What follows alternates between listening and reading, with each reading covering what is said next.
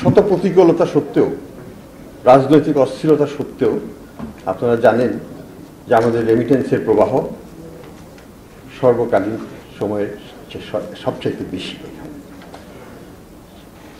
এই 6 মাসের গড়ে 26%-এরও বেশি আছে, এবং যদি আমরা প্রথম 2 মাস বাদ দিয়ে দিই, জুলাই আগস্ট, তাহলে এটা কিন্তু আরো অনেক বেশি হয়।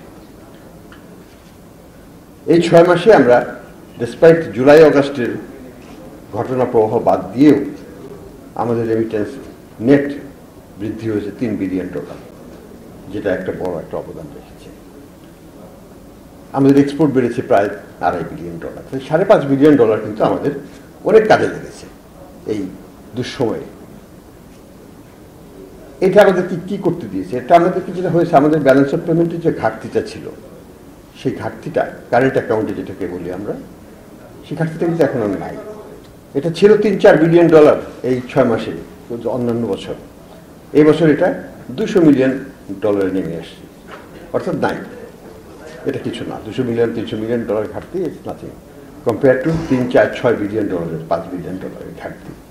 তো সেদিক থেকে আমরা একটা স্থিতিশীল পরিবেশের দিকে চলে যাচ্ছে, এবং সেই জন্য রেমিটেন্স যারা পাঠাচ্ছেন তাদের অবদান অবশ্যই আছে। এটা কিন্তু এমন নামে কোনো ম্যাজিক নয় যে রেমিটেন্স তারা বেশি পাঠাচ্ছেন।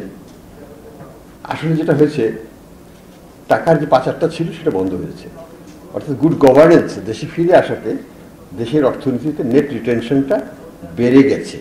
আমাদের নেট প্রবাহ যেটা, সেটা বেড়ে গেছে।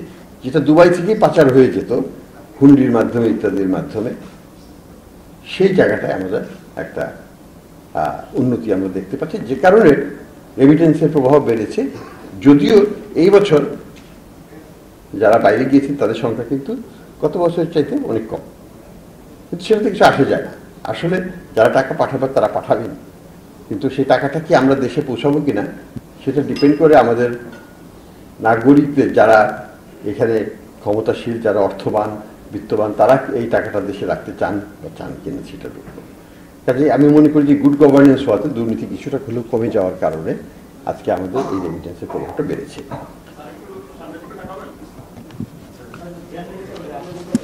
যে জিনিসটা আমি আরেকটু হাইলাইট করবো সেটা হচ্ছে যে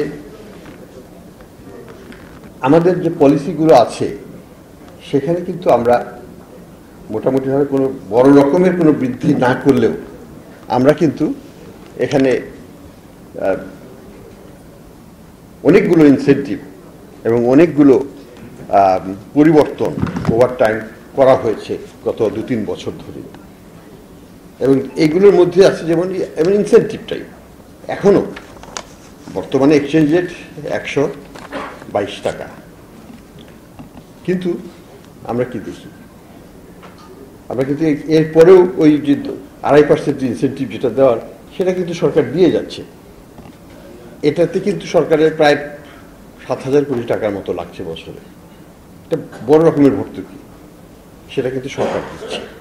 এই ফাইন্যান্সিয়াল ট্রাবলের মধ্যেও সরকার কিন্তু এটাকে হস্তক্ষেপ করে নাই। ভ্যাট ইত্যাদি অনেক জায়গাতেই রাজস্ব বাড়ানোর চেষ্টা করা হচ্ছে, কিন্তু এখানে সরকার খুবই সংবেদনশীল এবং চেষ্টা করছে যাতে আমাদের যারা কষ্ট করে রেমিটেন্স আয় করছেন তাদেরকে যেন কিছুটা এক্সট্রা সহায়তা দেওয়া যায়। এটা এমন কোনো বড় সহায়তা নয়, কারণ 84 থেকে 122 এসছে, অলরেডি বিশালভাবে উপকৃত যারা রেমিটেন্স পাঠাচ্ছেন। তারপরেও সরকার চেষ্টা করছে তার নিজস্ব অর্থায়নে অল্প হলেও কিছুটা দেওয়ার জন্য, সেটাকে আরেকটু সুইট করার ব্যবস্থা করে।